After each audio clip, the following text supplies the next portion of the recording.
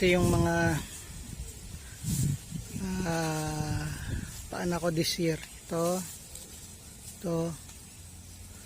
saka itong natatakpan ng nanay niya. Ito.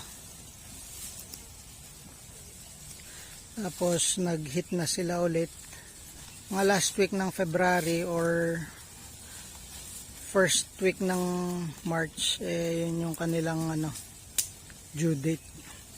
Ang kagandahan naman ng ganun is tapos na yung tag-ulan. Kasi pag inabot sila ng tag-ulan, madalas silang yung basagang dumi. Hindi ko sinama si Kane sa pagkain kasi hindi makakakain kaagad to. Mamaya maya ako siya papakawalan, kaya nakatali pa siya dito. Hindi makakakain tong mga to at itataboy niya. Good day po, si Mark po ito dito sa Makoy Homestead. Kumusta po kayo? Sana all is well. Ngayong araw na ito makulimlim ang panahon, kasalukuyang may bagyo sa north, kaya keep safe po kayong lahat dyan. Nakaawa rin naman sila dahil ng parating silang tinatamaan ng mga bagyo. Pero ngayong araw na to, i-update ko lang kayo kung anong mga nangyari itong mga nakaraan. Unahin ko yung dun sa garden ko.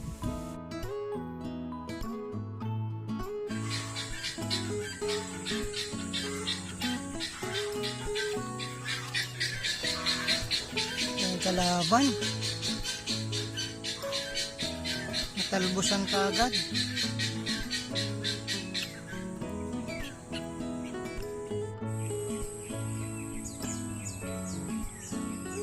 May mga ilang bunga na. Ito yung sitaw. After ng bulaklak, ito yung sunod. Yan, ito ang magiging sitaw. Tapos ito, continuous lang yung pagbunga niya sa ngayon. Itong talong. Mayroon pa yata dito. Yung mga una kong na-harvest na talong, maganda pa siya, may mga malinis yung loob niya. Kaso lately parang may sumisira na, kaso ayoko naman mag-spray. Makikita nyo parang ang sukal-sukal, pero may purpose yan. Kasi nung malinis siya, pinupuntahan siya ng manok at saka basta ng mga alaga ko rin. Tinutukan niya yung mga tanim. Ayun, kung makikita niya, meron ako ginawang yung dala ng mother ko, mga plastic tinaklob ko para lang wag ma-destroy ng mga alaga ko. Saka okay rin naman tong may mga medyo makapal lang, pero magayon yung tinatawag na cover crops. So may iwasan na matuyo agad yung lupa dahil kunwaring direct sunlight, syempre madaling matutuyo ang lupa. Tapos isa pa, nakakadagdag siya ng lamig sa lupa. Yan ang itsura ngayon ang kagubatan ko. Bali itong talong parang huminto siya sa pagbunga, pero yung mga bulaklak pa rin. Saka mahaba naman ang buhay nitong talong. Tapos yung sitaw, yung last kong video, medyo konti pa nun yung bunga, pero ngayon talagang hitik na siya. Sobra na to.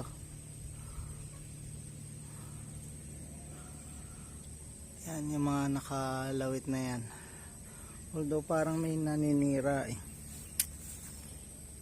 hindi kumakain. Makikita nyo yan, no? Pero yun nga, hindi man ako nag-i-spray. Makikita nyo, ang dami, lalo na dito sa Sa kabila, yan, lahat na yan nakalawit mga bunga na yan. Dito nga sa kabila, itong pinaka ang tawag ko nga dito, yabat. Itong yabat, yung kinakapitan niya, bumigay na, tabingi na. Lalayo ako para makita nyo. So ayan, nakatabingi na siya. Ito, nakatayo pa kahit papaano dahil mabigat na yung bunga niya. Kasi ayan, hanggang sa lupa may bunga. Ayan, mga nakalawit yan, lahat bunga yan. Makikita nyo, dahil bunga.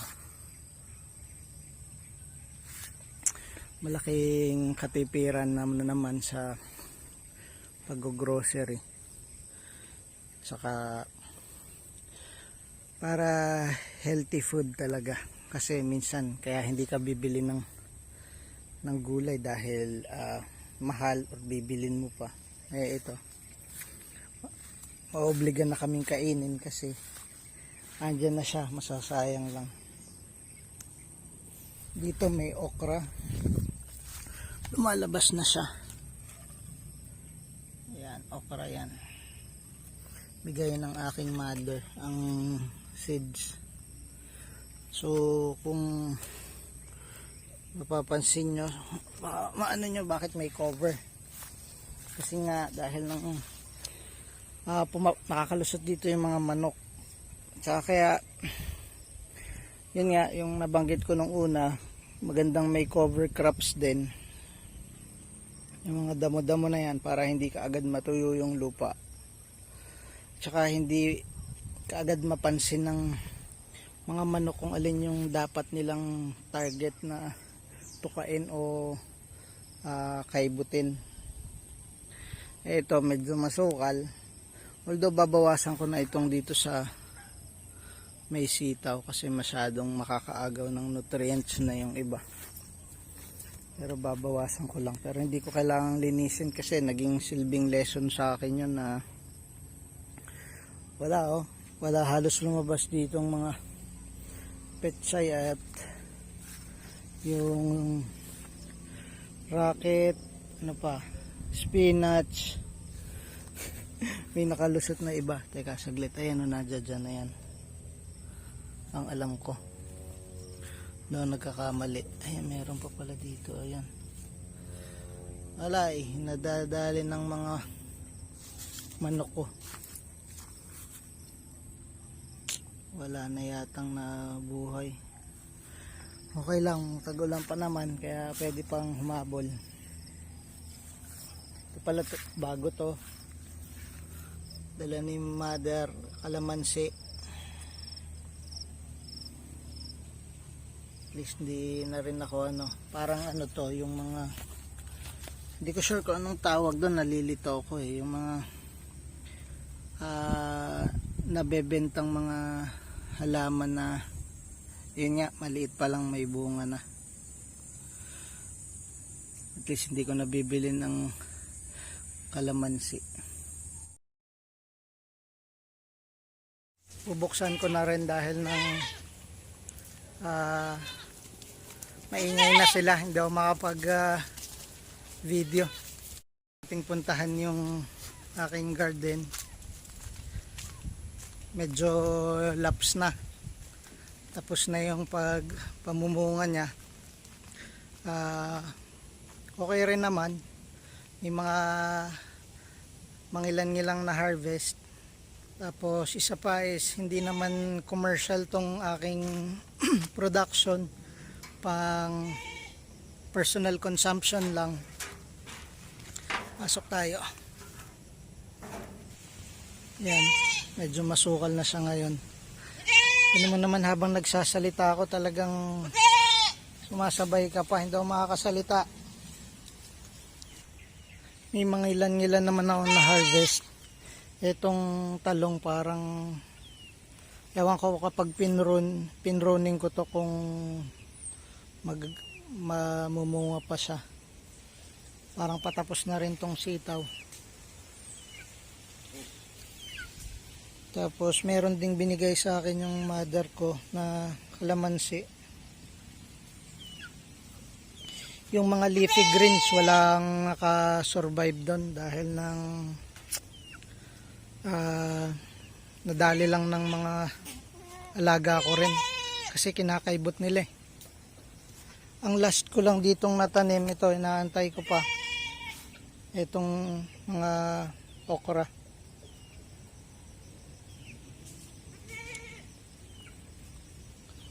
Pero bukod doon wala na. Yun na lang, luya. Ayan, luya to eh. Wala, mahirap talaga. Hindi ka mag-sit down, magmuni-muni, kasi talagang hindi mo mape-perfect itong farming. Talagang merong mga challenges. Balik tayo dun sa kulungan ng alaga. Medyo maingay itong aking alaga. Sunod siya ng sunod, iniisip niya magbibigay pa ako ng pagkain. Ba't ang ingay mo? Gusto mo magpabebe? Ha? Sige, pabebe ka.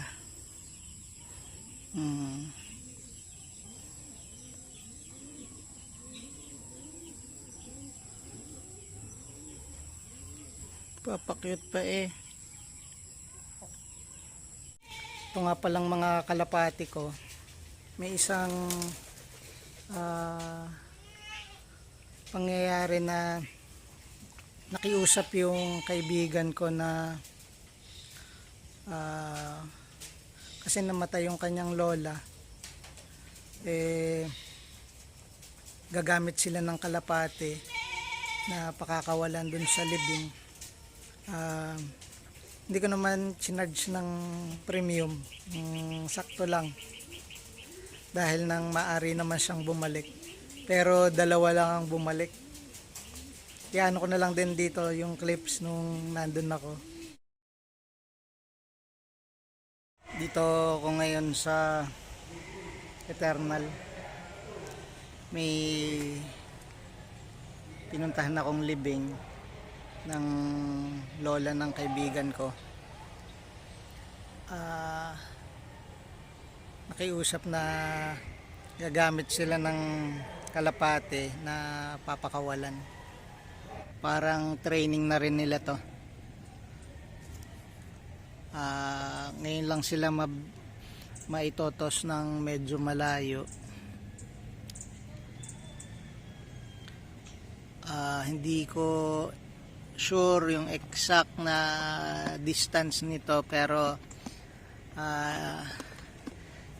tingnan natin. Mamaya malalaman ko pag uwi ko kung makauwi sila.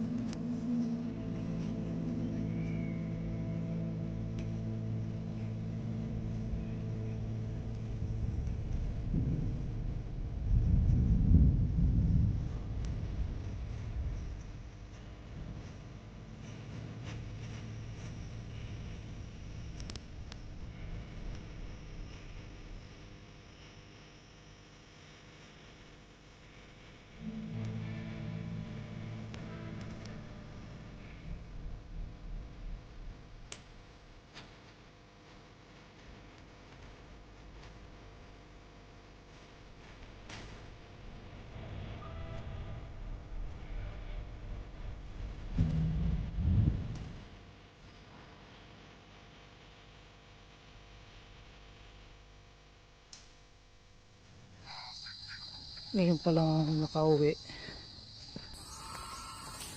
after ng libing dahil nag-grocery pa kami. So parang mga 2 hours after nung pag-release.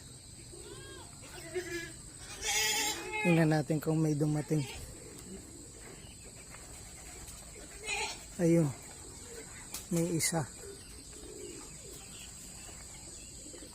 Ang ine-expect kong makakauwing mabilis ay yung may red na ring, dahil siya yung pinaka maedad, siya yung pinaka matanda dun sa nirelease. Kasi hindi ko sure, parang ito pa lang, wala din siyang kasama. Kaya alam kong yan lang yung dumating, kasi hindi ko naman sila binuksan ngayong araw na to para nga kita ko kung sinong uuwi. So may kulang pa, daming kulang, 6 sila eh. Pero hindi ko masabi, pero ang galing, ito pa talaga yung nakauwi na mas bata, male to. Ewan ko naman kanina kung bakit sila naghiwa-hiwalay. Walang nag-lead na, usually ang nagli-lead dati yung red nga eh, kasi siya mabilis makauwi dati. Ito yung orange ang ring niya. Feeling ko naman uminom na to eh, kasi meron namang may tubig doon. Yun nga lang, siguradong gutom to. Ibale mamaya darating pang iba. Yung aking mga manok, yung Sussex, bale yung mga una kong na hatch is mga ano sila eh, Coronation Sussex yung naglabasan. So ilan sila? Pinakauna kasi isa lang, then sunod is 5, pero natira is 4. Pero dun sa 4 na Coronation Sussex ko, walang natira kahit isa. Although na discover ko na rin kung anong predator ang umuubo sa kanila, pusa. Dahil nang one time nag-ingay, tapos sinundan ko yung bakas nung mga, yung mga balahibo nung nahuli nung pusa. Kaya talagang maaring itong ngayong nakakulong ko is talagang kailangan malaki na sila pagka pinalabas ko. Ako naman kaya pinapalabas ko, pinapakawalan ko is para bang ang tatamlay nila pag parating nakakulong. Kaya kailangang palabasin din sila paminsan-minsan. Ayun na nga lang, di yun yung magiging sugal mo. Ayun, naano sila ng mga predator dahil medyo maliit pa. Although malaki na rin yan eh. Parang mga 3 months na kung daw nagkakamali. Hindi ko nga akalaing ma-destroy pa sila ng mga pusa. Ganon din sa Bengala pala. May isang medyo malaki na nadamay pa dun. Tapos na rin ang season ng Bengala. Yun ang hirap. Next year na naman. Ang konti lang nang na-produce ko.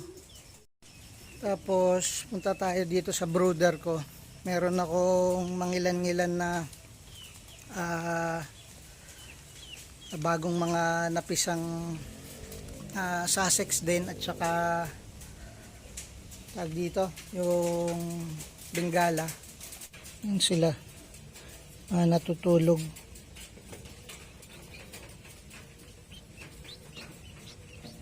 Lalamig.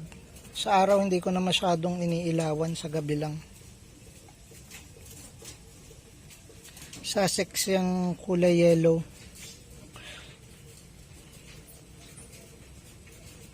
Tapos yun yung Bengala, yung pure white. Sa mga naging ganap dito is kamakailan lang. Ito naman ay ma-share ko lang sa inyo. Nagpa-land survey yung magkakapatid ng mother ko. dahil nga pagbubukod-bukod din na yung yung lupa para mapangalan na sa magkakapatid, kasi dahil nang nakapangalan pa ito sa aking lolo, hindi ko sure kung sa lolo or sa lola, may kwento ko sa inyo kung ano yung maaring kapupulutan ng aral dito. Una sa lahat, ito naman natutunan ko dun sa mga nag-survey dito. Kaya maraming salamat sa inyo at napakalaking dagdag kaalaman yung naituro nila sa akin. Kasi una sa lahat, halimbawa na bumili ka ng lote, tapos may nabanggit na sukat yung lot area yun. So pag nagpa-land survey ka, kagandahan nito, masisigurado mong tama yung nabili mong lupa. Tama ang sukat. Dahil ng pangalawa, binubuwisan mo yun eh. So at least hindi ka lugi dun sa binubuwis mong lupa. Pinakikinabangan mo talaga yung kompletong lot area. And then pangatlo, at least alam mo yung boundary. So wala kayong pagtatalunan ng kapitbahay dahil nagpasukat kayo. So tama yung area kung maglagay ka ng bakod or kung ano man. And then isa pa, pagka nagpatayo ka naman ng bahay, at least kung may sukat, alam mo yung mapaplano mong mabuti. May set up mo ng ayos yung bahay para ma-maximize mo yung space. Tapos ito naman sa kagaya ko, na totoo niyan, wala naman akong na-invest na lupa. Kumbaga mana lang ng mother ko. So parang dun lang din ako nakikigamit lang ako. Although hindi pa naman sa akin pinapamana, pero kumbaga nasa pag-uusap naman yon.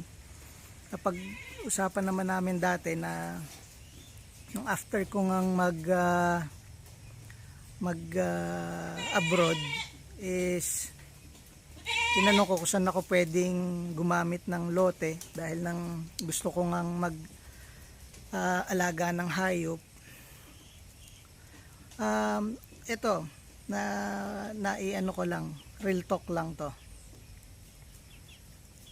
Itong kabuuan ng lote, bale galing sa lolo at lola namin. Tapos mahahati pa sa magkakapatid ng magulang ko. Tapos after pa nun, mahahati siya ulit sa mga anak naman. Kagaya ko na kami, dalawa lang naman kaming magkapatid na maghahati. Kaya ito ang realization ng kapag hindi ka nakapag-invest ng lupa. Paano pa yung mga tao sa darating na panahon na wala namang mamama ng lupa or kung ano man, di mangungupahan ka or makikitiri ka. Kaya talagang ito naman advice ko lang gaya ng naranasan ko. Iba talaga yung nakapag-invest ka ng lupa, at least sa kagaya ng sa magulang ko, meron silang maipamamana sa amin na lupa. Paano na lang yung magiging actually may mga anak na rin ako, so ito lang din ang maipapamana ko sa kanila balang araw. Itong namana ko lang din sa mother ko. Kaya iba talaga yung nakapag-invest, may sarili kang lupa, parang security ng family mo, ng mga sunod na henerasyon. Thank you guys for watching. Sana po ay may napulot kayong kaalaman. Kung di pa po kayo nakasubscribe, subscribe lang po kayo. And ingat po kayo lagi, and God bless always. At dun po sa mga nag-land survey dito sa amin, maraming salamat. At kung interesado po kayo sa services nila, ilalagay ko po yung detail sa baba. Tapos kita tayo ulit sa sunod na video.